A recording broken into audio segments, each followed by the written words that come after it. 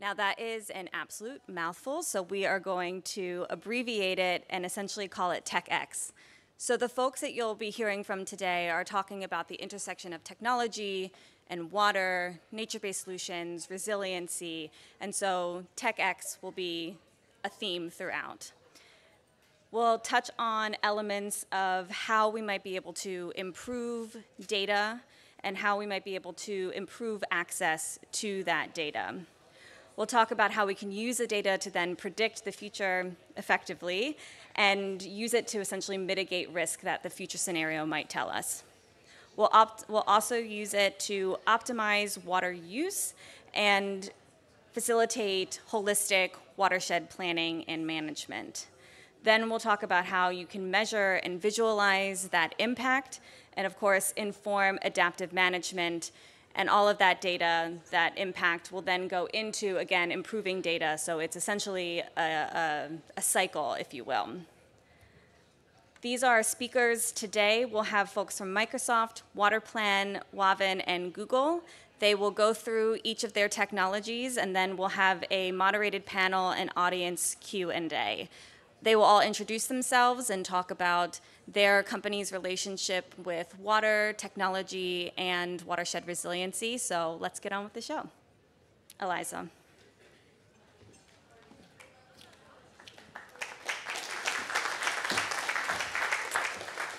Hi, everyone. Can you guys hear me okay in the back? Everyone can hear me okay? All right. Well, it's a real honor to be here. It's exciting to be in Stockholm in August, as always, and to see many familiar faces in the room. Really excited also to talk about this important topic with some esteemed panelists here.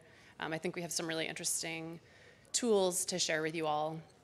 But I'll just start by saying what I was going to say at the end, which is that it's still not enough. Like, I'm really excited about all of the technologies I'm going to talk about today, Google, Wavin, and WaterPlan as well. But there's just so much more. And so I hope it gets you all thinking about what other technologies we need to see in the water space. And as you have ideas, please share those with us, because I think there's so much more that we all need to do, and no one person or organization can do it alone. So my name is Eliza Roberts. I am the water lead at Microsoft, and I'm responsible for the company's water positive commitment. I sit within Central Sustainability, and I'm based in the United States. So let's see if I get this clicker right. Right. So there is, according to the most recent IPCC report, there is a short window of time before we can help to secure a livable future for ourselves and for future generations. And time is running out. Technology is going to be a really important part of the solution. Not the only part, but a really important part of it. We are not on track. I think many of you in this room are water experts and know this space well, and you've seen many of these stats ad nauseum. Some of you in this room came up with some of these stats, so I won't go through all of them, but I think we all know that the stats are grim today, and they're going to be even more grim in the future, and there's a lot that we need to do to help protect and mitigate against the water challenges that we face ahead of us. Let's see, next slide.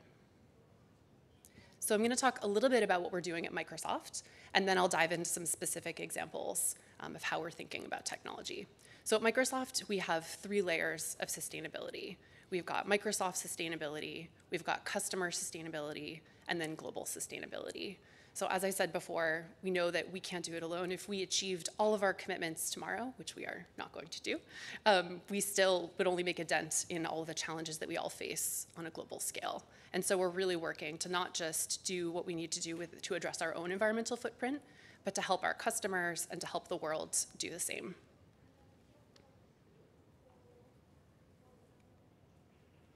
Oh, and I'm responsible for Water Positive, but we do have other key commitments, and these are really at the core of what we do. So in 2020, we made commitments to be carbon negative, zero waste, water positive, and to protect ecosystems. Today, I'll just talk about Water Positive, but if you're curious to learn more about the others, you can check out some information in our recent sustainability report.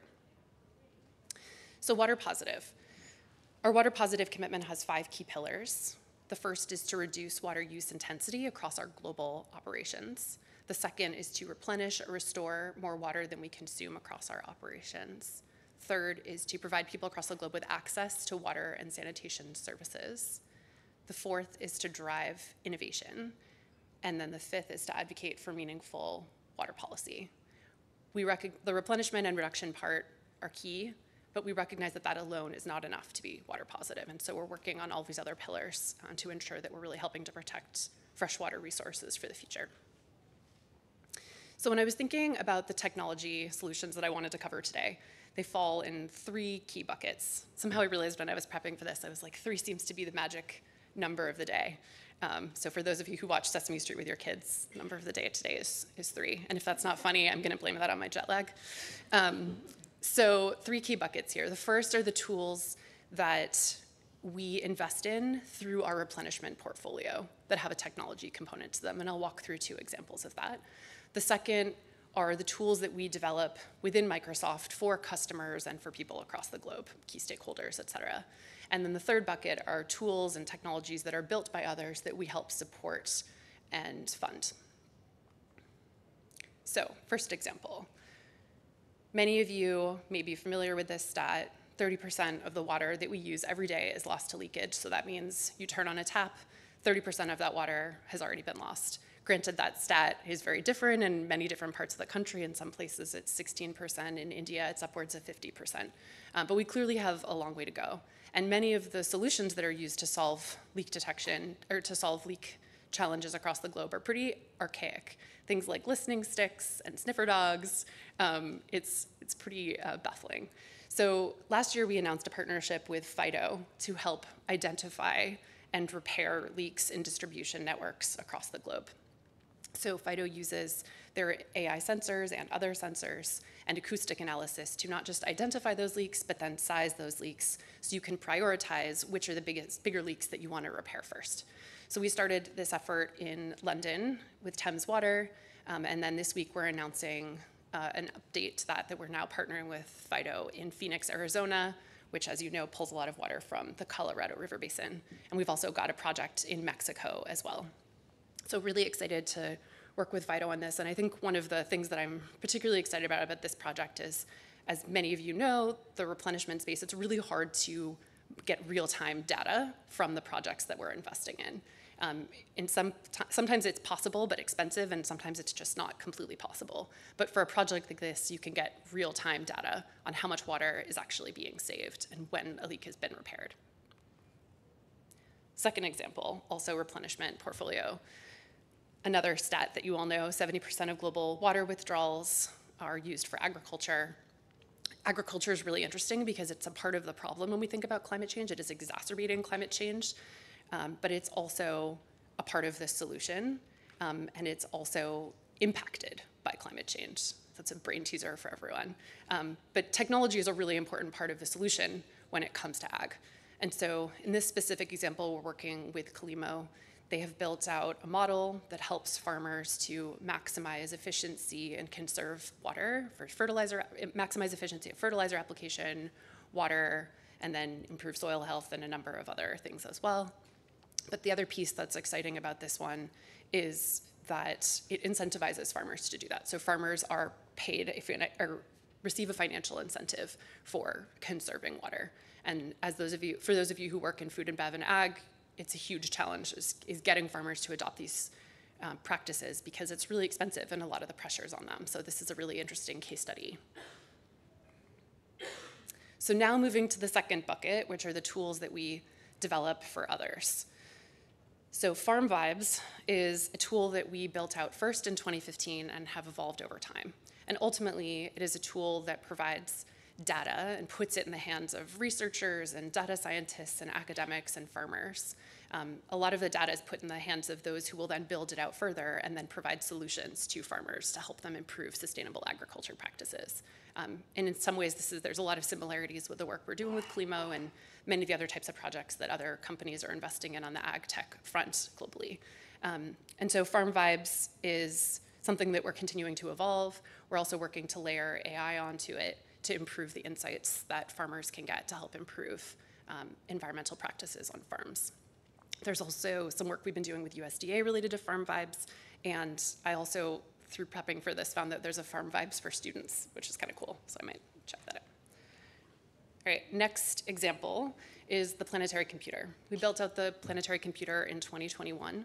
And the planetary computer is a site that has hundreds of databases, data sets, on everything from climate resilience, drought, and other water challenges, land conservation. And it takes that data and puts it in the hands of those who need it. There's opportunity to upload more data sets and to use it. It's an open source tool. And we're constantly working to build and evolve it to ensure that it's providing the resources that people need. Last but not least, I'm going to talk briefly about some of the ways that we're helping others.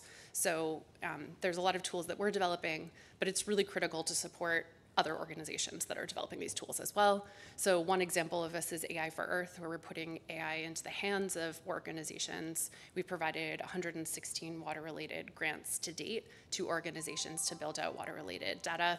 Some of that does live on the planetary computer. We're excited to be supporting Aqueduct in their release of 4.0, which just went live. I see some of their team over here. Congratulations, guys.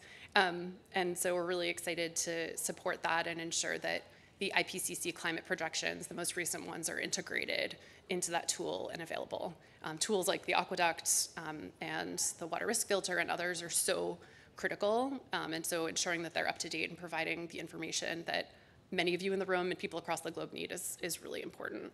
And then the last one is watersheds, which is also linked to Aqueduct and the water risk filter and others, because it provides all of this data that we all need from watershed delineation. And it's so critical that this is up to date so that we can ensure that tools like Aqueduct and the water risk filter are providing the data that we need.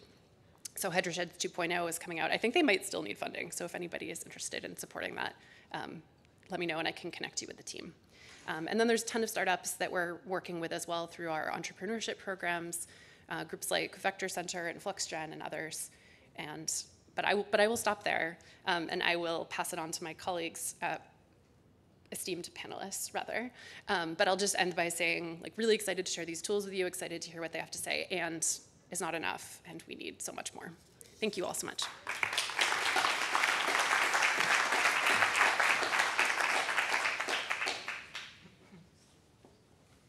Hello, everyone. How are you? I'm super happy to be here. I have a talk track and a head of marketing now this year, and I will not follow the script. That's the way I am. I'm sorry. Last year, I was here with my co-founders. We are 4, basically. Now we are 90 people at Waterplan after 2 years of growth. I am driving with this amazing leadership team a vehicle that I believe it's quite new to see in this sector. For the last 10 years, I have been part of this ecosystem. I am a medical doctor, and I work basically with water access and sanitation projects for the past years, and I saw a big crisis going on, and I am not talking about basically floods, droughts, water access and sanitation, gaps, but this, right? And I'm just piloting this concept. I'm maybe using this in a few sessions soon, and I want to see what you get, what you feel out of this. I am from Buenos Aires, Argentina. I did surgery in the University of Pennsylvania for actually in Karolinska here as well, in Stockholm for a few months, when I was almost 10 years ago or more. And I saw this by working at my previous startup, right, as an entrepreneur. What I saw is that amazing leaders from the corporate sector, NGOs, consulting firms, and were working on silos, basically, regarding the understanding of the catchment challenges, the shared water challenges, the impact measurement, who the players are at each catchment and so on. And I entered the World Economic Forum and I found amazing leaders working on technology, and I didn't see any of those guys at our sector, right? No software engineers or Silicon Valley startups. For sure they are, maybe I have not seen them that much, and I decided to partner with one of those crazy guys. We entered an accelerator that actually accelerated Airbnb and Dropbox and so on. It's called Y Combinator. We had the idea of basically well, we talked to amazing leaders that some of them are in this session right here in this panel in the audience. And I said like, hey, like, I am seeing this challenge of putting all this data together and measuring in ideally like the same way to basically drive collective action and protect watersheds, protect communities and so on. And what can we do with technology, right? And they talked about basically structuring data in a way that we can help businesses create their water plan. Like, for example, on the risk side, like companies were using either aqueduct, water risk filter, local data, right? Like which one do they use? Like how do they use it? How they can unify and standardize that for decision making inside an industry, for NGOs to decide which activities to do, right? And so on. So basically that was like the first thing that they mentioned.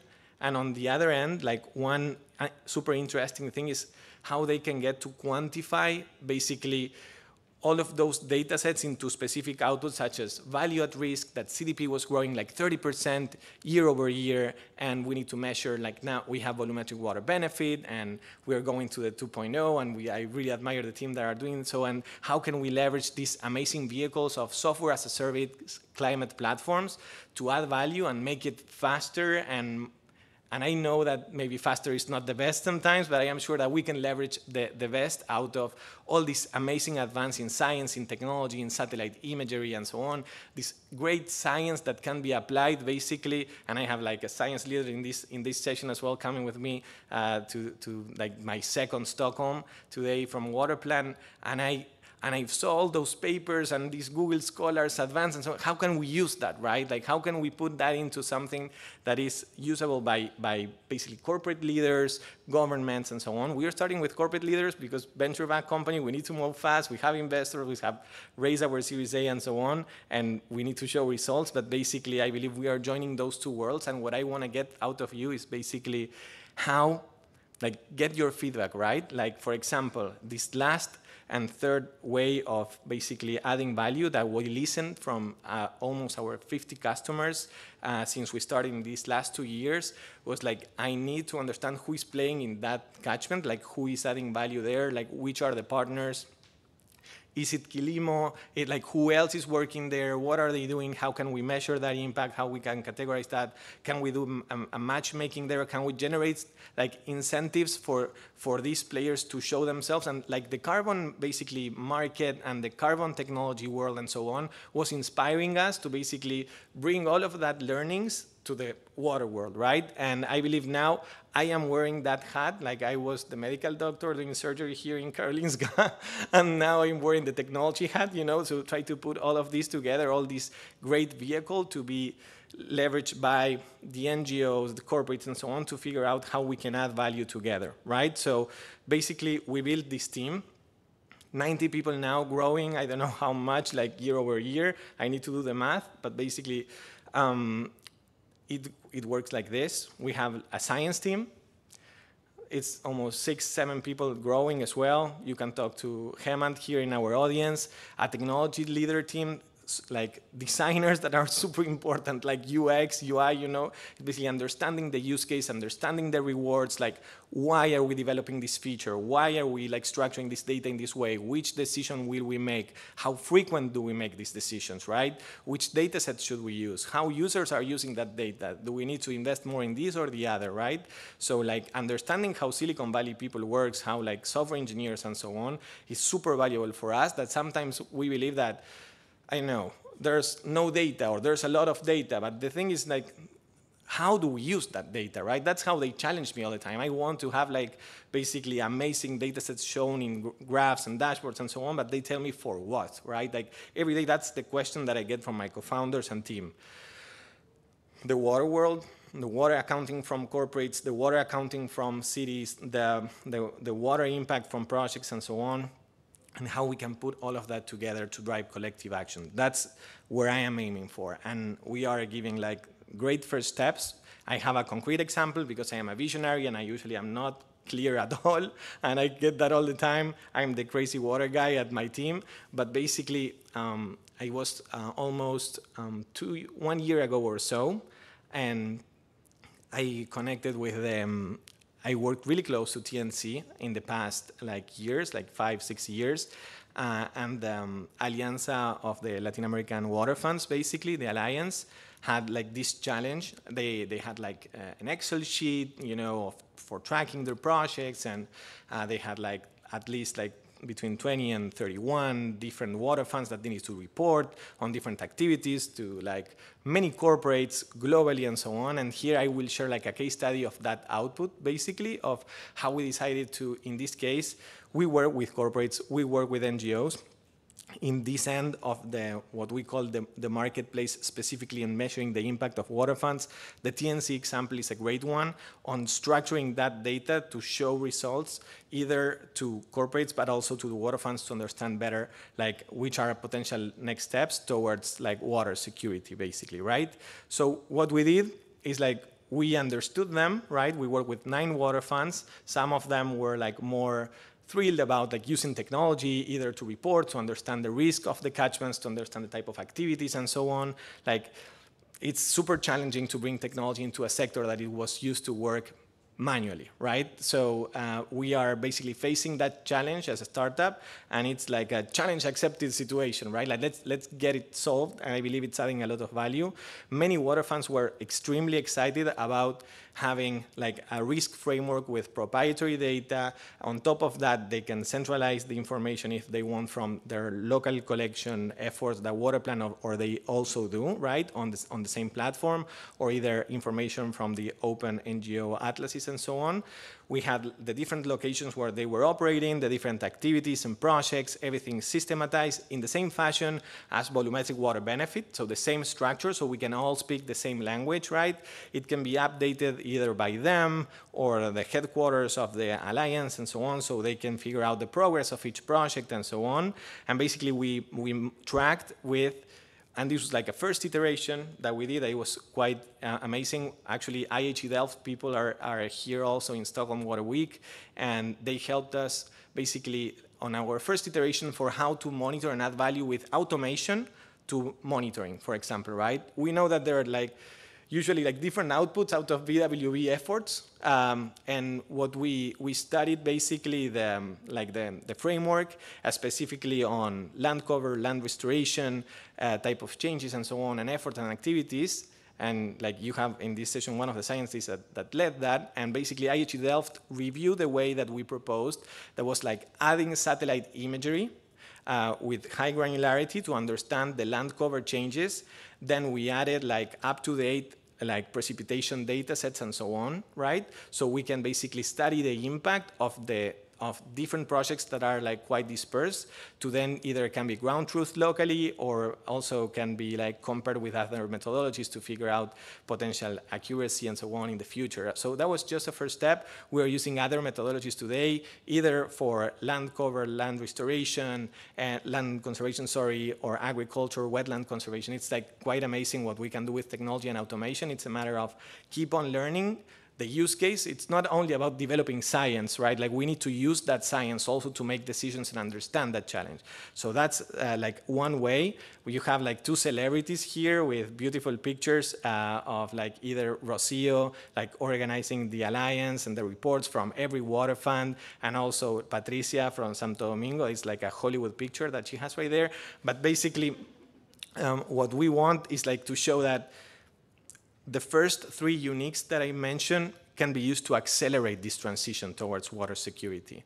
And what we need is to work together and to be friendly with technology, because I understand that sometimes it's really challenging because we have done things in different ways. We have done our risk assessments in other fashions. The frequency sometimes is really low. Now we can add monitoring trends to monthly updates with GRACE satellite imagery adapted to a platform and many other indicators, reputational engines to see if the NGO, if a company, it's out there in articles, in social media, with AI and machine learning understanding if community is talking about water quality, water availability, floods, it's amazing what technology can do. It's a matter of focusing and getting out there with the right solutions and leveraging technology to get to our targets, basically. I believe we share the same target. So that's why I'm opening for feedback to see where do you think that a company with a vehicle with like high-speed growth, with scientists, data scientists, UX designers, water experts from the industry that come from EY, Coca-Cola, and the big brands and so on, are working at Waterplan to basically help us achieve those targets, right? Our targets, our water positive targets, our shared water targets, and so on. So basically, that's my vision. I am here for the week. I am super open to talk to you guys and to see how we can leverage this vehicle towards our targets. It's the first time that I see like this amount of like software as a service technology startups where like a Series A, many millions raised, many more to come, a big team growth and understanding of the big corporations and the NGOs at the same time. For me, it's a miracle, and to be speaking to you, it's a great opportunity. So I am here, open for feedback to accelerate this transition. Thank you so much. And my colleague Nico, that is working with one of the other panelists of a specific initiative, will share our last words from Waterplan. Thank you so much.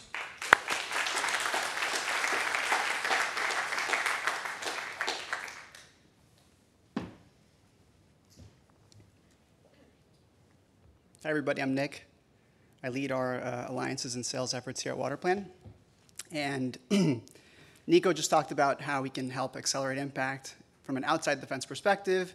And I'm going to talk a little bit more about how we can use technology today to drive watershed resilience from an inside the fence perspective.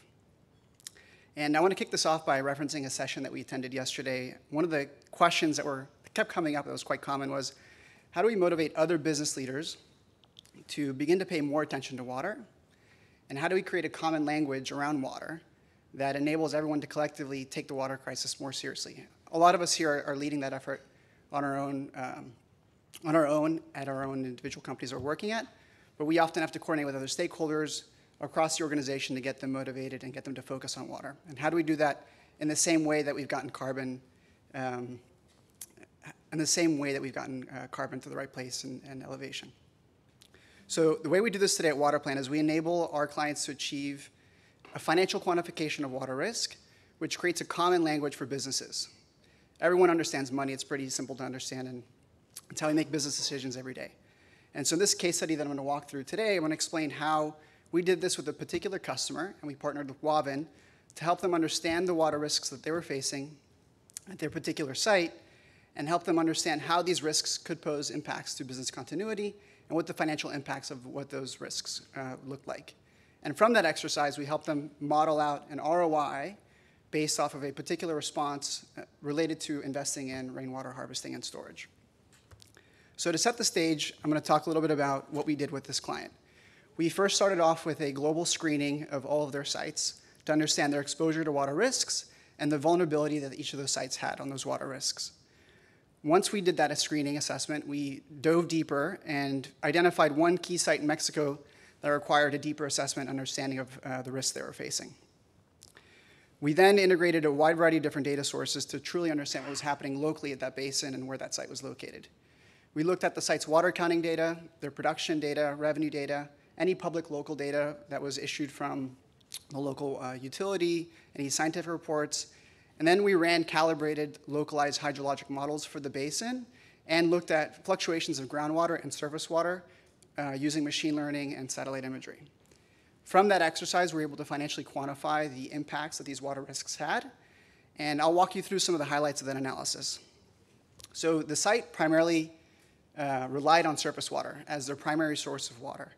The reason for this is that groundwater was partially prohibited in this basin in Mexico because groundwater withdrawals were leading to groundwater salinization. The river basin from which the site was withdrawing water was believed to be one of the most polluted river basins in Mexico.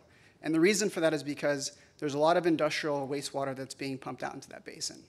Additionally, there's a lot of pressure from a quality standpoint that's being driven from agricultural runoff and from untreated runoff from urban centers in the basin. This river basin is also one of the wettest in the country, and so an increased frequency of intense rainfall happening in the past couple of years posed a significant flooding event and flooding risk for the particular site. So based on all these risks that they're exposed to and the existing consumption of water, along with their forecasted consumption of water, and how every drop of water related to every unit of product produced, we're able to forecast out a potential financial loss from these risks materializing. And we modeled out a 50% probability of these risk scenarios occurring over a 1 to 3 year period. And the financial impact was in the tens of millions of dollars. So this is a very clear business case for leaders at the site to begin to evaluate different technologies and investments at the site that they could undertake to mitigate these risks and really create the business case for investing in water resiliency. And I think this is a fantastic way to help focus and bring stakeholders within an organization to solve the challenges that we're facing from a water perspective. And the result of that exercise was working with Wavin to model out how their technology invested and implemented at this particular site could mitigate all of these different risks and create a positive ROI based off the financial quantification that we conducted. So now I'm going to introduce and hand this off to Jan at Wavin, who's going to walk you through that response and exercise that we did and how their technology can help mitigate those risks. Thank you.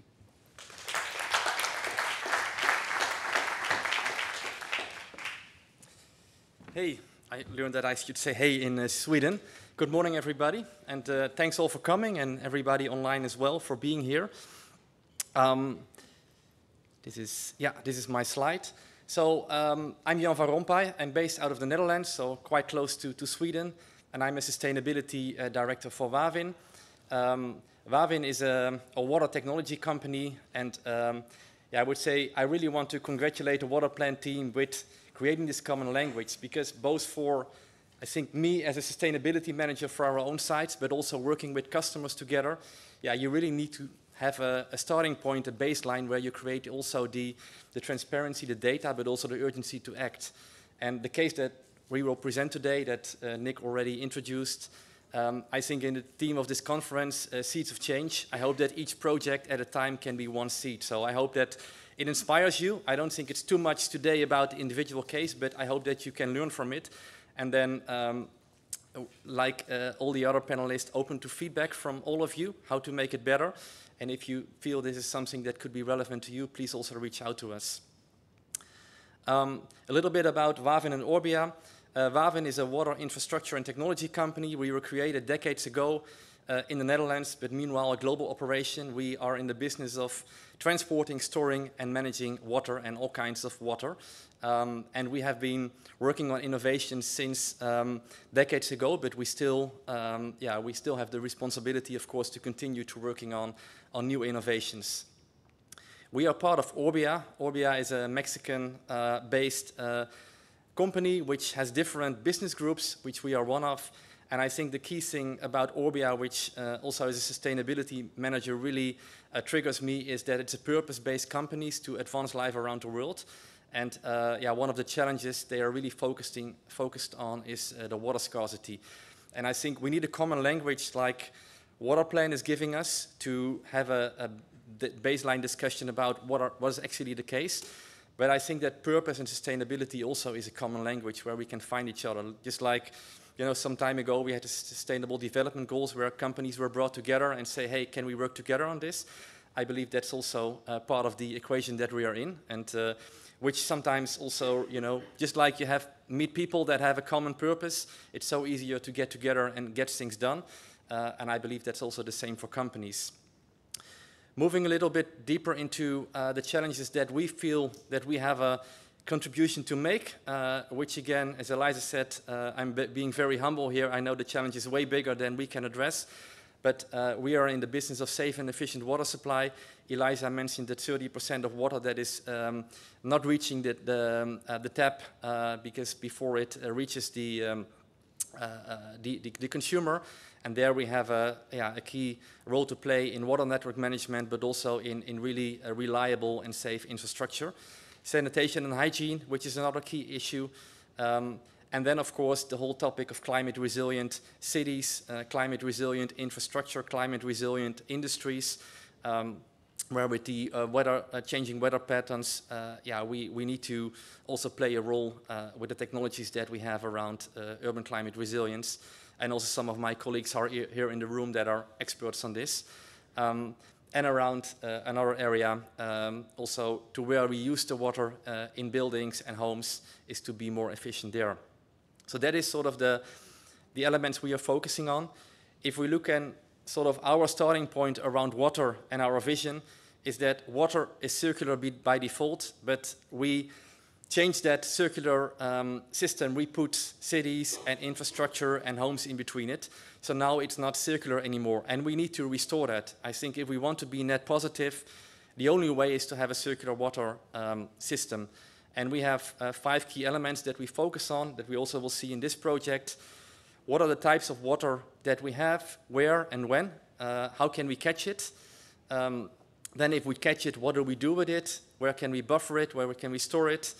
Where can we connect it with where it can be used? Do we need to clean it, depending on the different types of water? And how do we control it? Matching supply and demand, making it smart. So these are the elements that we take into account. And then we start with the first step, which is a water balance assessment, which is much related to what Nick presented. We look at source and demand, and that also brings us to this case, where Nick already showed that it was very obvious at this site to see like some of the risks around flooding with tropical storms being potential in that region.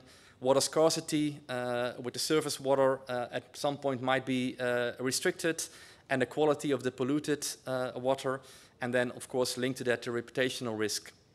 And we started looking at this site with our water vision, and then with the risks that are presented by Waterplan. And that really was a fascinating experience also for me as a sustainability manager. I'm not a water expert, but there are some things which I think are really obvious. So once you, like my colleague Friso said, who was also here, once you see it, you cannot unsee it. So you have a site with a lot of rainwater, abundance of rainwater, around 2,000 millimeters a year, and also with a good at least 30 millimeters of rainwater every month. It's a large site, so you have a big surface, like 1 million square meters. There is a withdrawal from surface water. So if you link those two elements, like the rainwater that is available and the issue that the site has with scarcity, with flooding, and with pollution, it's quite obvious to say, hey, why don't we collect this rainwater, store it, and then connect it to where we can use it, clean it if needed, and then we mitigate a lot of these risks that were so clearly indicated by the work we have done with Waterplan. So basically the solution, which I will go into a little bit more detail, is a rainwater harvesting solution, which will help to reduce the flooding risk by having a better drainage. It helps to reduce the mitigate the risks on scarcity, because we will have now a source of rainwater, of good quality rainwater, and we don't have to go to the surface water. The quality risks, because the surface water is polluted, can be more polluted at times, then we need to invest a lot in cleaning of that water. Now we have a good source available, and the link to that, the reputational risks. So we felt that, hey, this is a very obvious solution. Why didn't we bring this in earlier?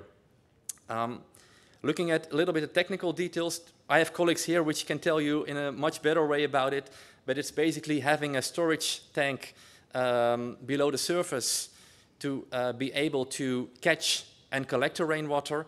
That's step one. And then step two is to have it infiltrated in a deep well, which is between the surface and the aquifer, where it can be stored in I would say, a environmentally non-impacting way, and then be reused so that it is available for the site in a good quality once the site needs it. The financials also always something which we need to get back to, with reducing the total water withdrawal with the rainwater harvesting by 68%. Of course, that also leads to a financial benefit, but mainly the risk of stopping production because of a water scarcity event of pollution. That is the key sort of translation to the financial impact. So you see here for this solution, which is now estimated to be around 2.5 to 3 million, we have an ROI of in the factor 10. with a payback of 5 years. I must say this is a work in progress, so of course there are some activities we still need to do, but it looks very promising. And that, I think, is what we are now trying to work on to get this really into the design, into the next process. And we hope also with a lot of other customers, but also at our own side to use it also going forward to have really this design, this circular water design integrated. So my key, I would say, point for today is let's challenge the paradigm together. Let's look at the obvious stuff. I think we have the technologies, the data together, and also like companies like Microsoft and Google, and probably a lot of the companies that you are representing today that have the technology. So let's put it together. Let's look at water from a circular perspective. We know also with carbon footprint and with waste, we have zero waste to landfill. We have net carbon positive. Let's also do it for water. I think we can get there together, one project at a time as a seed, and yeah, looking forward to collaborate with you and hear from the other panelists, which I now hand over to Anna from Google. Thanks a lot.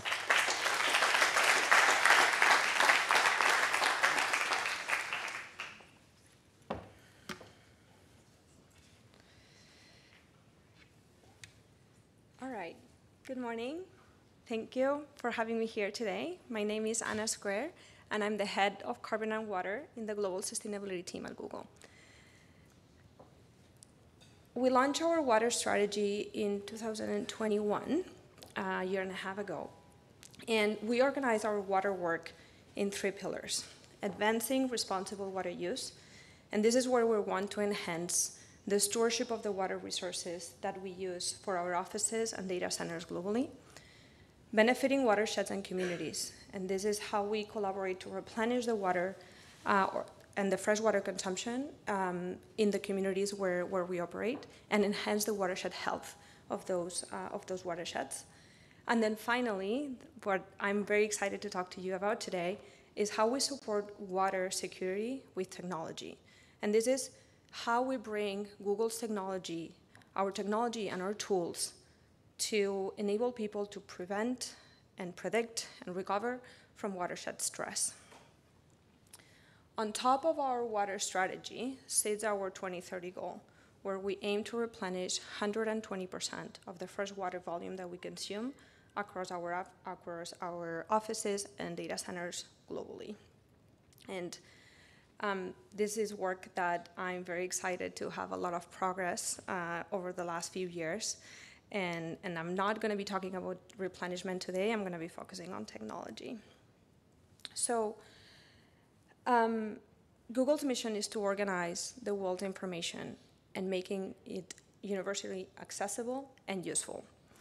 At Google, we believe that we have a unique opportunity that really extends beyond our operational footprint. I know many years ago, the sustainability strategies of most companies were about how you manage your operational footprint, how you manage the footprint of your operations. But we really believe that the impact that Google can have goes beyond that. It's around the role that our technology has to enable others.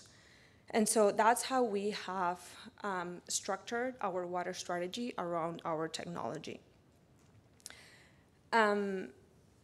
I'll talk how we work with our partners more broadly, but I wanted to start with an example of how we're empowering individuals. We are all watershed stakeholders where we live and where we travel to. And so we're also building products to enable people make the sustainable choice the easier choice. So this is just one quick example of how we're embedding that for our users. When you all looked for where to stay this week in Stockholm, if you went to Google travel site to find hotels, now you can see which hotels are certified through third-party verification agencies on their sustainability practices.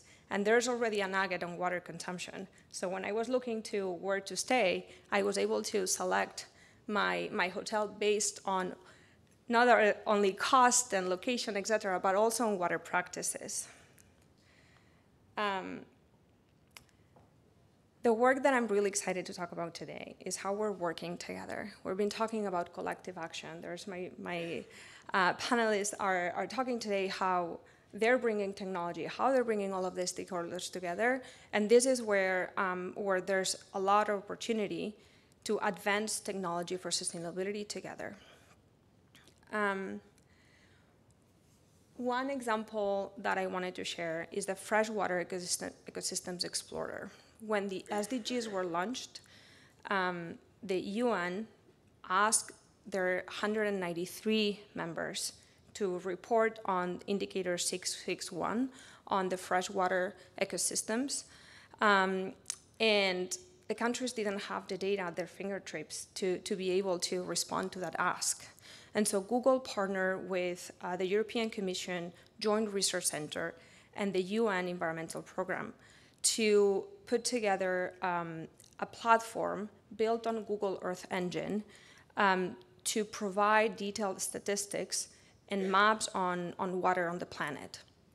Now this data is available to local governments, to agencies, etc., to have that data at their fingertips to be able to plan and to predict what's happening with these freshwater ecosystems. Flooding. We've been talking about challenges in watersheds. As you know, flooding is unfortunately, one consequence of climate change that's affecting millions of people. It's estimated that around 250 million people are affected every year by flooding, causing thousands of deaths, causing displacement, and causing economic damage. In 2018, we launched this flood prediction tool that enables locations to get warnings in advance when there are riverine flooding, when it's about to happen, right? This tool is now available in 80 countries, and it's covering around 460 million people globally in those areas where the highest percentage of population is at risk of flooding. We talked about the data, the sustainability data that is needed globally to make decisions. This data lives in silos, it lives in different places, different databases, different data schemas, etc. So for researchers, policymakers, individuals, it's quite hard to get their hands on this data to be able to drive insights and make decisions. So in 2017, we launched this initiative called the Data Commons, where we're bringing data sets from across the world, from the World Bank, from NASA, from the US CDC, and we are aggregating that in one single database. And today is one of the largest knowledge graphs for sustainability data. This data includes climate data and emissions data and a number of different data sets. It also includes water data. So for the water data, we have already seen how it's being used globally. There's a few examples in India how a research team is using it to improve water quality, or we're seeing this used in the US for withdrawal trends in San Francisco, in California, or broader in the US.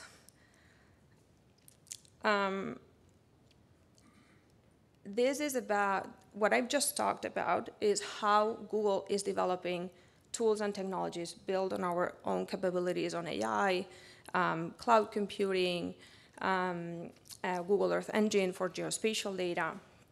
What we are also doing is bringing our philanthropic arm to contribute to the ecosystem.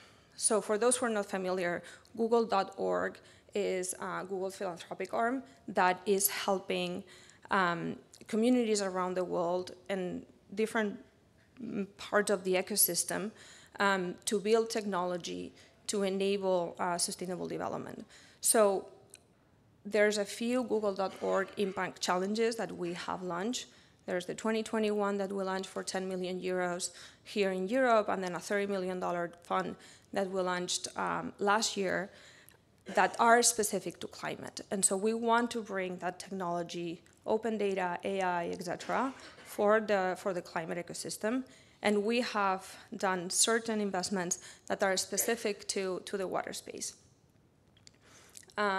Global Water Watch is democratizing information on water resources, and here Google.org funded this initiative, which is a partnership between Deltares, the Water Resources Institute, and WWF, to bring up or to create a platform to provide free and globally accessible, near real-time information on surface water resources. So with this tool, they're mapping using AI water dams and water reservoir volumes, and you can see the trends and the evolution of those water levels and volumes over time. This is enabling local organizations and decision makers to plan for their water resources. And just a hunch, we're launching here in Stockholm on Thursday, very early, 8:30 a.m., very close by at the epicenter. So if you want to learn more about this platform, please join us for the launch. We talked also a little bit with, in the previous discussions about how some communities are more disadvantaged than others when it comes to water. So Google.org funded Blue Conduit, which is helping communities quantify and locate lead service lines. So in terms of quality, that's also a key aspect, as you know, within water resilience. And Blue Conduit is developing this publicly accessible data set for underserved communities on where lead lines are located. And then finally, the last example on how Google.org is contributing is through funding to the American University of Beirut, who's improving irrigation with machine learning. So as you know, many farmers in Middle East and Africa are relying on water for the livelihood, for irrigation of their fields, and we're providing, or the American University of Beirut is applying machine learning, AI, into predicting water resources and how to conserve water for the region. And then last but not least, Google has a startup accelerator program where we provide support to startups on the long term, not only on technology, but also partnership and advisory. And we provide a lot of knowledge from the Google teams to support the development of those startups. We recently launched a Startups for Sustainable Development program where we're focusing on startups that bring value or that are doing work on or any related to the SDGs.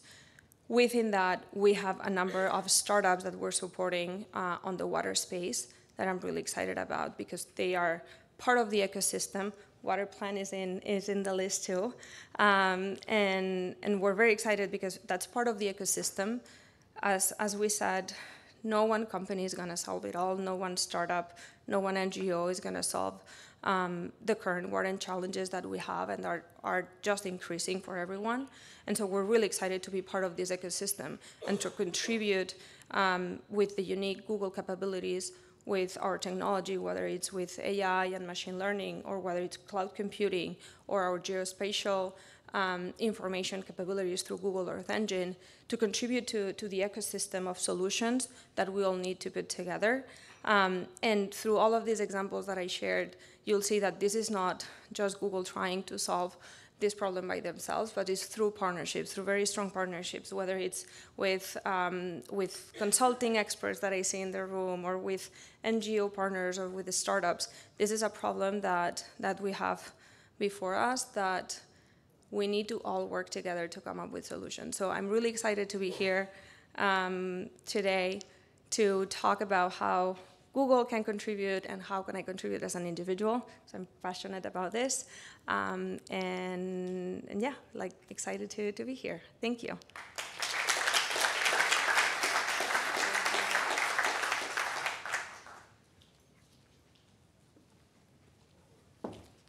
Thank you, Anna, and thank you, everyone. I'm going to invite all the panelists up here for moderated Q&A. And y'all, I totally forgot to introduce myself at the beginning of this. My name is Brooke Atwell. I work at the Nature Conservancy. I'm the Associate Director for their Resilient Watershed Strategy. The Nature Conservancy is a global environmental nonprofit working in over 72 countries around the world. And the Resilient Watershed Strategy focuses on mainstreaming nature-based solutions within the water sector and within climate adaptation actors more generally. It must be the jet lag. Eliza, I'm with you. All right. I'm going to tug on that excuse this whole week. All right, since we just heard from Google, maybe we'll start with you, Anna. I would love to know how Google makes decisions about the technology it invests in. Maybe you could give a little more insight to folks in the room. Hola, hola. The hola, hola always works. So there's no one single answer to that question. There's many factors that we consider when deciding which technologies we invest on or which projects we move forward with. There's, as you know, many, many options, many projects, many opportunities. At the end of the day, we look at what is Google's unique role that we can play, and how do we apply our secret sauce, right? We have a lot of geospatial data and engineers that can support. We have AI capabilities. We have within AI machine learning capabilities. We have cloud computing. What is at the intersection of all of that, and how can we contribute? We hear from our partners, we hear from our stakeholders, and we make a collective decision on what are the important topics or technologies that we need to develop to solve a specific problem. And for instance, when thinking about the data comments, for instance, the example that I just covered, we saw a need to bring all of those data sets together. And why us? Because we have those capabilities, we have that technical knowledge that we can apply to this space, whether it's to water or to climate. We have that unique capability, so it's that combination. And then I would say that there's also at Google, there's a bunch of super passionate folks that just want to do it. And sometimes you come up with, I get emails once in a while from engineers across the company of like, I have this amazing idea. What do you think about it? That's how Gmail was born, right?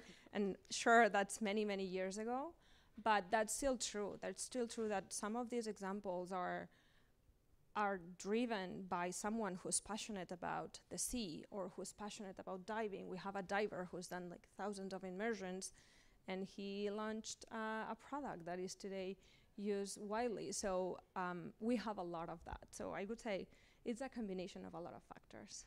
Thanks. And speaking of passion, seeding, and idea, Waterplan, I'm going to turn to you. You have this excellent example in your presentation about how you manage a portfolio of projects. And for those who are maybe just dipping their toes into water management or NBS, what are the kind of advantages of holistic portfolio management versus a project basis? Okay. Yeah, I can do both, right? That's perfect. So I have a few thoughts. Again, I will insist in one thing because I am the creative and passionate one at Waterplan, so I need to be focused when I give an answer. And basically, the use case that has like really specific definitions on which is the pain, which is the reward, which is the frequency of the use, can help us understand like where to focus when we basically either do the project by project or which are like basically all of the projects are being done in that specific catchment by different players, which is the total benefit or impact that's driving against the shared water challenges, and at the same time, like which is all of my contribution as an implementing partner or a company at that site.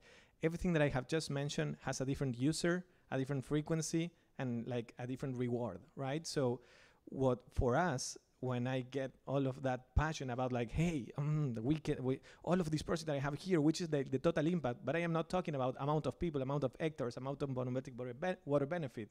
Like how are we impacting like the trends on water availability, for example, right? Like But before like making a decision of developing technology and a specific module and feature to understand like what we want to understand, we need to define those things, right? Like, which is the pain that I'm trying to solve. For example, for the water funds, they needed to structure the way they were reporting to understand how, like, basically their resources were activated at each water fund, to then talk to each company and that were funding, and same to Latin America TNC Alliance and so on. That's like one effort. That's just like reporting, right? That's not about like even science, right? That's not about even shared water challenges. That's like one use case on reporting, but at the same time, they want to understand better the impact and the benefits that they are getting, right?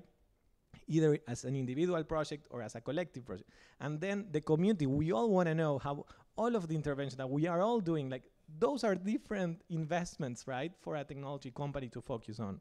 So what I would say is like for everybody to know, and also for me, when I need to focus and talk to a software engineer co-founder, for example, is like, where do we focus? We are focusing where we see more traction today, right? And the two biggest use cases that we have found so far, either for project management, for a corporation or an NGO, today it still is an individual driver, right? I want to say that because it's important, right? Like the biggest pain is getting to a claim, getting to a target, right? That's what's driving like a company such as Waterplan. So we need to focus on helping them manage all of their portfolio, you know, not yet on shared water challenges, but it's coming. Like I know it's coming, but before we need to go step by step, right? And the other one is on business continuity, quantification of risk, ROI, investments inside the fence, and so on. They are the two big pillars where companies are focusing today. I have so much more to share, but like basically I will end there. Sorry that I deviated a little bit, No, that's but great. thank you. Nick, did you want to add anything before we move forward? All right. Nailed it. Okay. All right, Jana, I'm going to go to you next. So in your presentation, you laid out this very clear, kind of concise pathway on developing kind of a circular water system. And so for folks who may want to replicate that in their own backyard, but don't necessarily have the same level of experience, what are kind of key principles that they should keep in mind when thinking about replicating for their own selves? Yeah, that's a great question. Thanks, Brooke. Yeah, a couple of things. Maybe it's three, so I get back to Eliza's three you started with.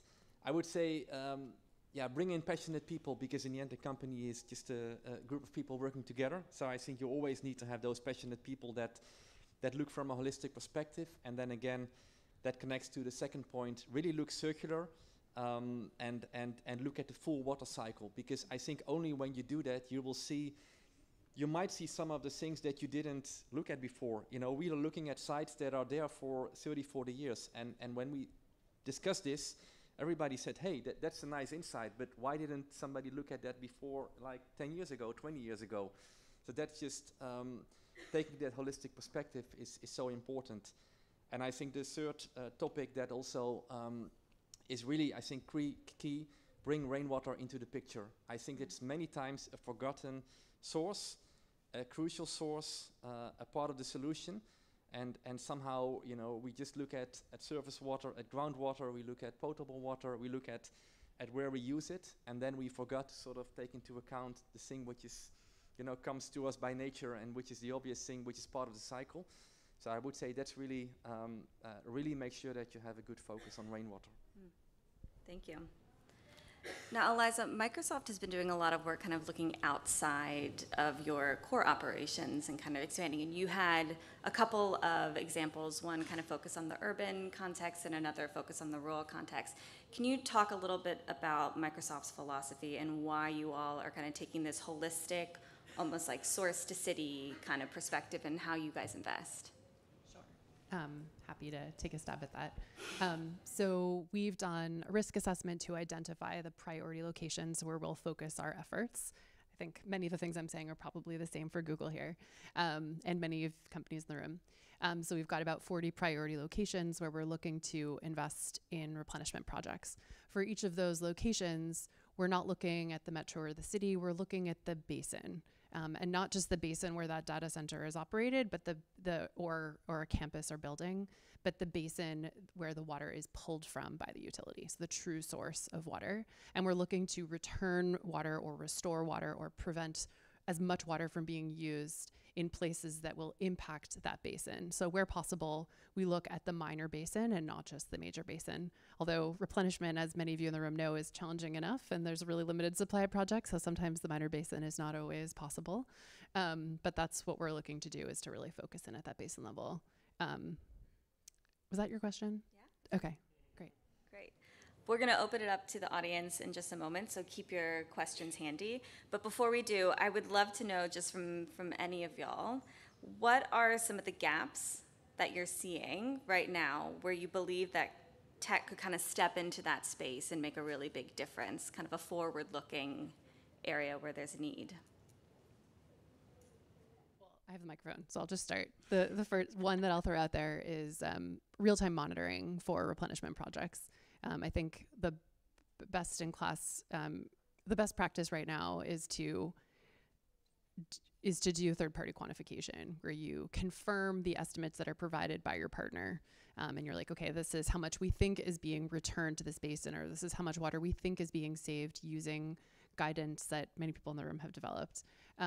But the challenge is that those are not the real numbers. That is not the real impact. And in some places, it's really challenging to get at that real number. And so I think there's huge opportunity for more real-time monitoring baked into existing projects and or tools to help build that out, make it more accessible. Right now, if you add it in, then it would make what can be already very expensive projects even more expensive. And so I think that's a big challenge that many of us will be grappling with. And I think the more solutions we can see along those lines, the better. Thank you. 100% agree.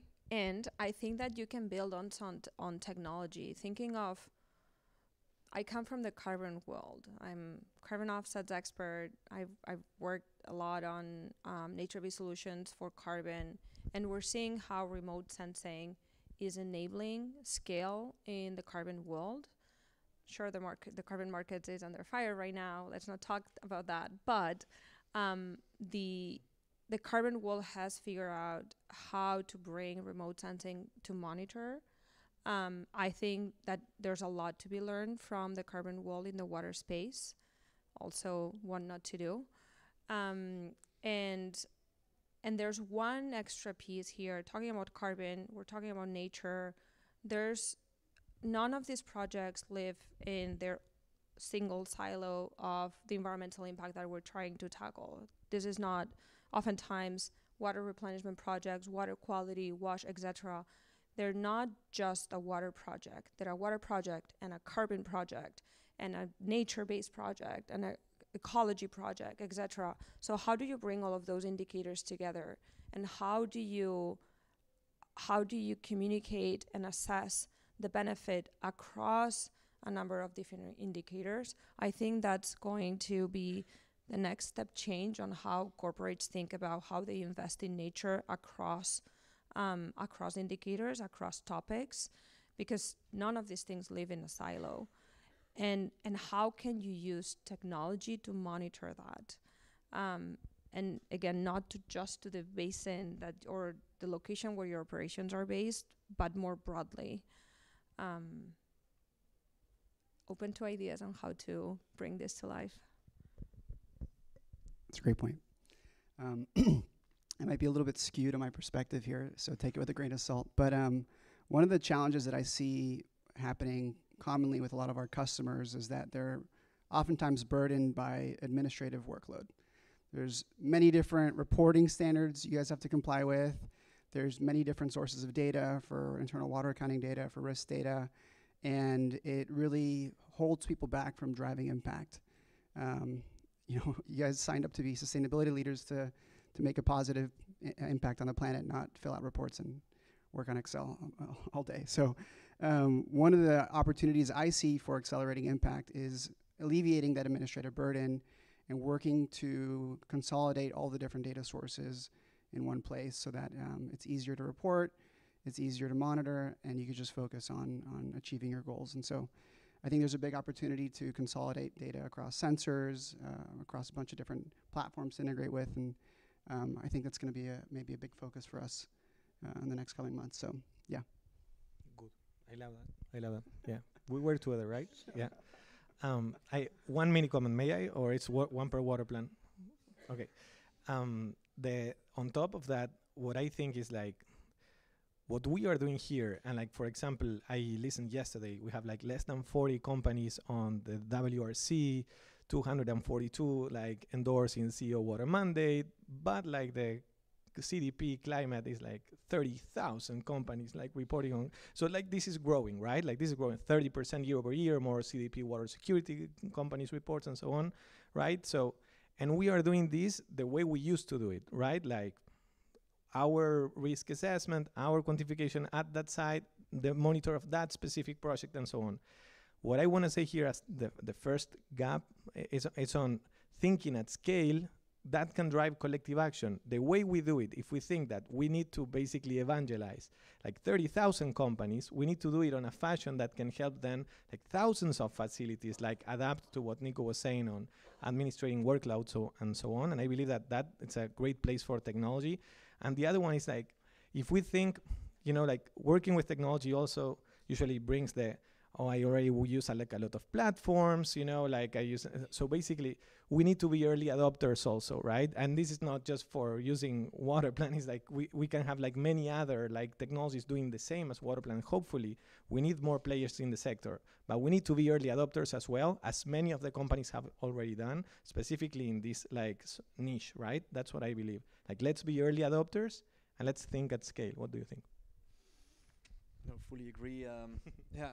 Nico, I would think there's a lot of being said already, but I would add, use the technology to make it smart. I come from the lighting industry. If you go from fluorescent lighting to solid state LED lighting, you can save up to 50, 60, 70% depending on the technology.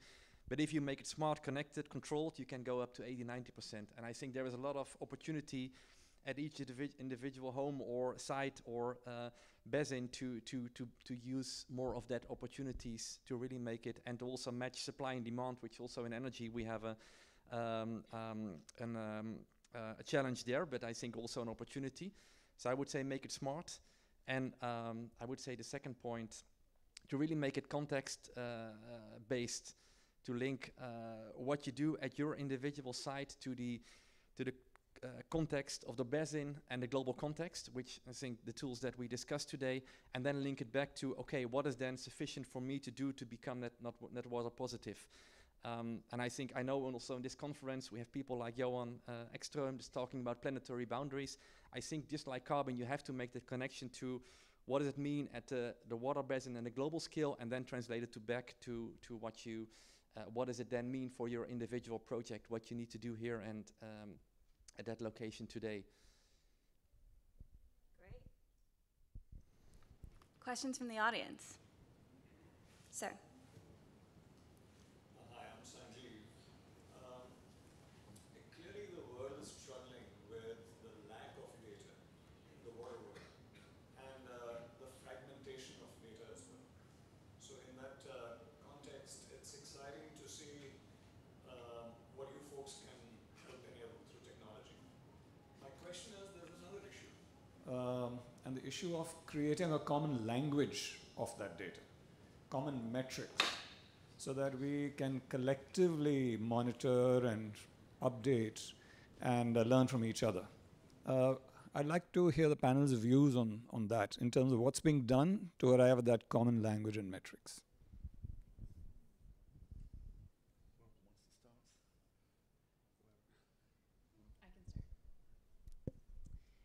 I wholeheartedly agree with you on all of your points. I think those are all really big challenges that all of us in the room need to be thinking about and grappling with. And, as we all know, there is no GHG protocol for water. And so one of the challenges related to that is that we're all using different definitions for many different things. You're talking about metrics, but even things like how people define water withdrawal or water source or water recycling. Is that reclaimed water? And, it's like everyone has different definitions. And a specific example is I found that even across the company at Microsoft, everybody was using different terms that meant similar things, but in slightly different ways. And so we just created our own Microsoft terminology that we're using because there isn't something else that exists in the space. That doesn't mean that those are the best definitions that everybody in the world should be using. It's just we needed to all be using the same language across the company. I would love to see something like that on a global scale.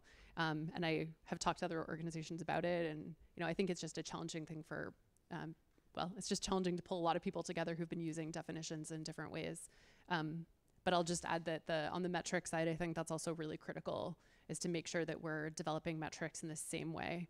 And so that you can actually compare what one company is doing next to another. And I think that will come in time. I think the water positive commitments are still pretty new. And I think there's a lot that's being figured out. And I think as more companies are more transparent about what they mean, that's something that we're working on as well. I think that clarity will come, but it's definitely needed. Other thoughts? I have, but there was a lot of questions. Okay. Okay. In the front here. Paul Reed. First of all, congrats and thanks for sharing a fantastic panel.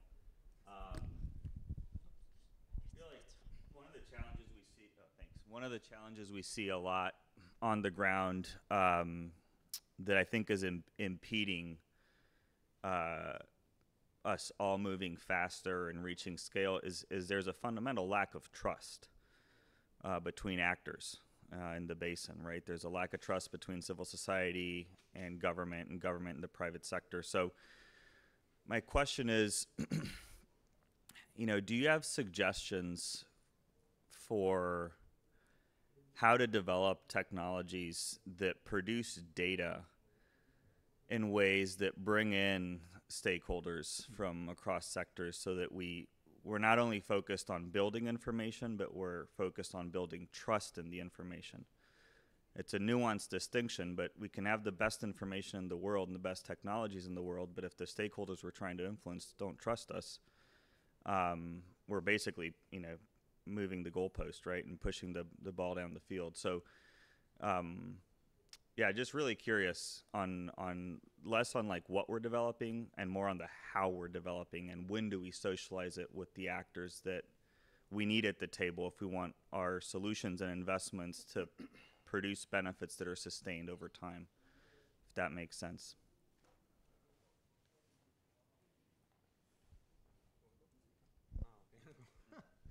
First of all, I publicly say that I admire Paul Rigg. That seems super important.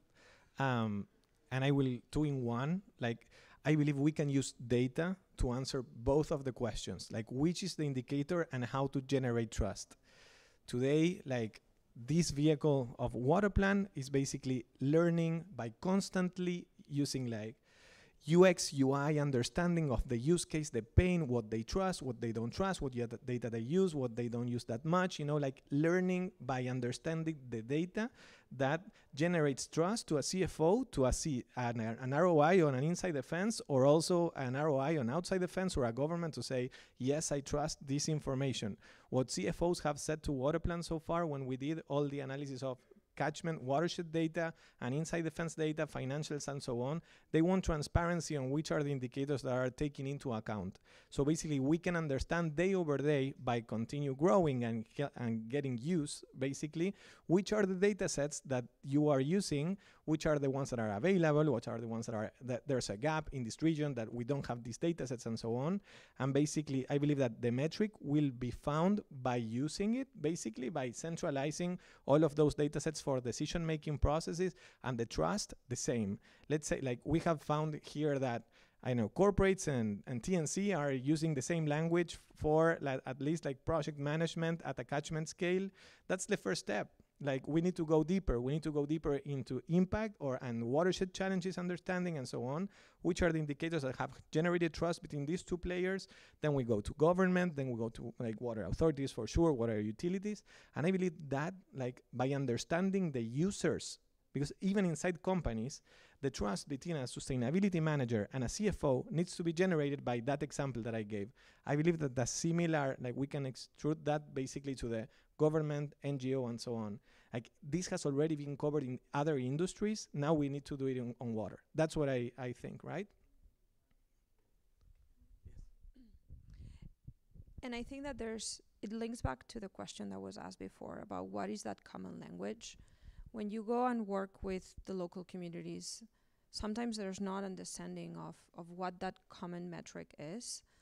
I think solving this will need stakeholder engagement, will need input from local communities to understand what's important to them. I think there's global organizations that are very well suited and very well positioned to bring those local insights into how you translate this globally. I'm looking, for instance, at the TNC and others who have local representation and are able to bring all of those insights. When we were launching our water strategy, one of the important factors or concerns that we had internally was, how are you going to engage with my local stakeholders? Because in the communities where we operate, those local relationships are key for our social license to operate. How do you ensure that, to your point, the data, the technology answers their concerns and also brings those into how we develop the metrics? So I think it's global stakeholder engagement, that's huge, but I think that's part of what we need to bring into this process. We need to understand what those communities need, how they perceive the risks, how are those metrics defined, and bring those insights into the development of those metrics and into the data that's going to feed that work. Agreed. I think the answer is very unglamorous and it's probably not technology-based, but technology will support, and I'm happy to continue the conversation afterwards for sure. Oh, we have an online question. Yeah, so this builds on the conversation that you're having already. Sandra Ryan online has asked how the tech companies work with basin authorities. Many basin authorities around the world are really struggling due to a lack of technical capacity, among other things.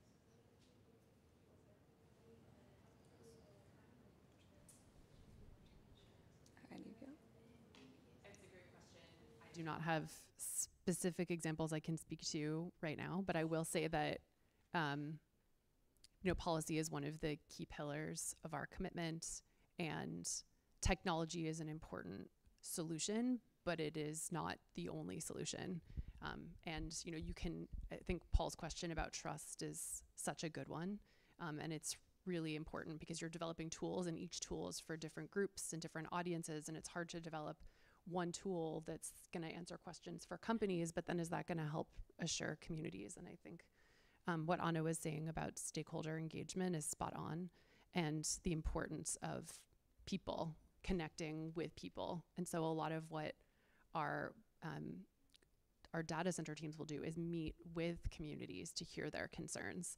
And I don't think that can be or should be replaced by technology, right? Like the trust piece is about local representatives, local organizations, people who understand the local context coming together and helping to understand where they're coming from and then come up with solutions. And I think we need so much more of that. So technology, not alone, we need policy, stakeholder engagement, people. Other questions?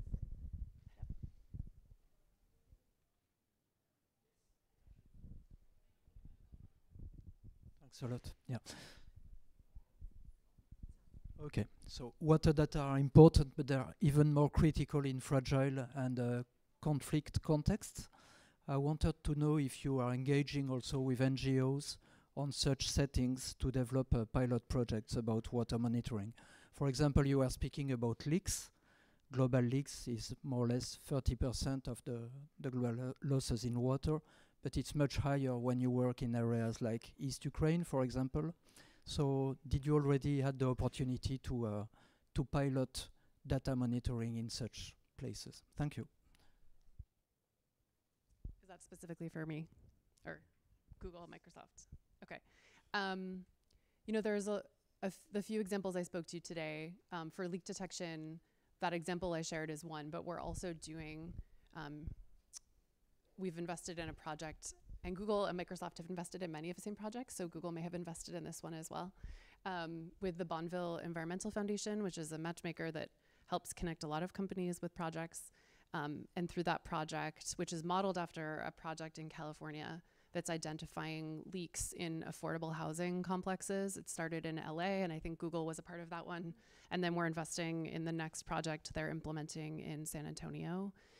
So that's another example. We're also doing, that is in the US, but I think a lot of the examples of replenishment projects companies have invested in to date are in the US first, not because there are not, all these other parts of the world are not as critical. It's just finding those projects is really challenging. Would love to invest in projects like that all over the world in basins where they're under stress. And there's also a lot of work that we're doing at Microsoft on the access side. So providing filtration in schools, digging wells in communities where a well has almost gone dry and has really poor water quality. And we're looking for innovative solutions related to water access as well, things that include microloans, but then also go beyond microloans to reach people who can't even afford a microloan. So lots more examples like that. If you have specific ideas of projects and there's alignment with our basin, I would love to hear them. And okay.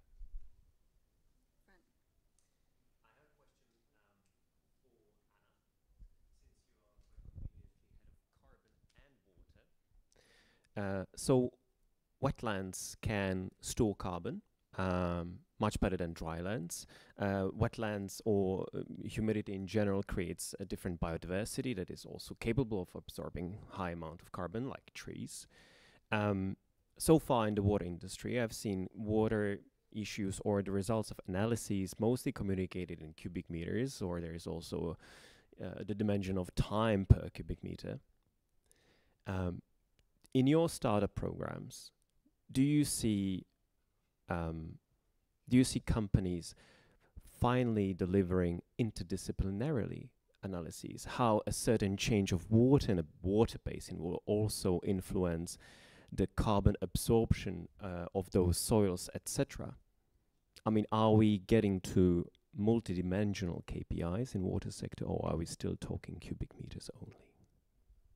Yes, that directly links to my previous answer on how none of these projects happen in isolation. And at the end of the day, a water project is not only a water project. And you bring up wetlands, which is the loss of wetlands is directly related to climate change, and they have an enormous capacity to absorb carbon and to protect wildlife, etc. There is the need to bring that multidisciplinarity into projects to enhance how we do the monitoring and the data associated to that.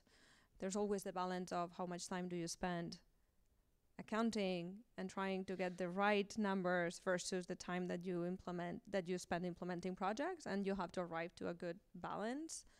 But I would like to see more of that multi indicator work, because it's needed. At the end of the day, we need the watershed, the wetland project for replenishment and for water conservation. We also need it for carbon absorption. So we need more of that. I am really tuned right now on trying to find those solutions. The monitoring for each of the indicators is not easy. It's not easy to account for the carbon that is stored in ecosystems broadly. It's not easy to account for the water that infiltrates, etc. So I think there's more work that needs to be done. And again, I'm really excited to see what is the role of technology. How can we bring remote sensing, artificial intelligence? I know that I'm like using passwords almost, but those are the technologies that I think are going to enable us to do this accounting more efficiently and not spending that much time, and also bringing certainty. Because at the end of the day, when you think about, I don't know if you relate to this, but I need to get approval for every project that I invest on, right? I need to go to my execs and they need to sign off. And one of the questions that they ask is, what's the ROI? What's the volume of water that you're infiltrating? What's the benefit? How much carbon? And I need to come up with a good answer to those questions. And on the flip side, I need to not spend all my time doing accounting. So what I think technology can solve those problems. And so I'm really excited to hear. If you have ideas, please come find me. Last question. This gentleman here.